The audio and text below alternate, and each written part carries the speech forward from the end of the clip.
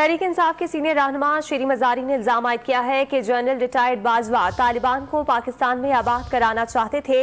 Don news के programme दूसरा रुख में गुफ्तगू करते हुए शेरी मजारी ने कहा कि जनरल बाजवा ने कहा कि कलअदम टीटीपी में पाकिस्तानी फैमिलीज हैं जो वापस आना चाहती हैं, उनकी किस तरह रीसेटलमेंट के लिए कुछ करना चाहिए। जनरल रिटायर्ड फैज तालिबान से नहीं अफगान हुकूमत से बात करने गए थे। शेरी मजारी का तफसीली इंटरव्यू आज शाम 7 बजे नश्र होगा। ये बात हुई थी, बाजवा ने रेस किया था और जनरल फैज भी थे उस वक्त।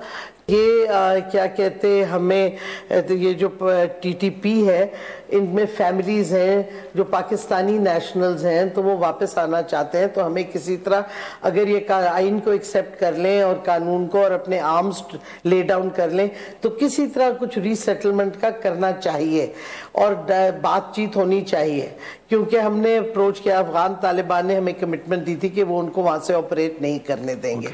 लेकिन हमने पहले एक मीटिंग बुलाई क्योंकि हमें इमीडिएटली रिएक्शन आया जो हमारे वहां से इलेक्टेड लोग हैं। सर ये फैसला हुआ क्लियरली कि डायलॉग शुरू करने से पहले आप एक कमिटी बनाएं between the elected reps and the military.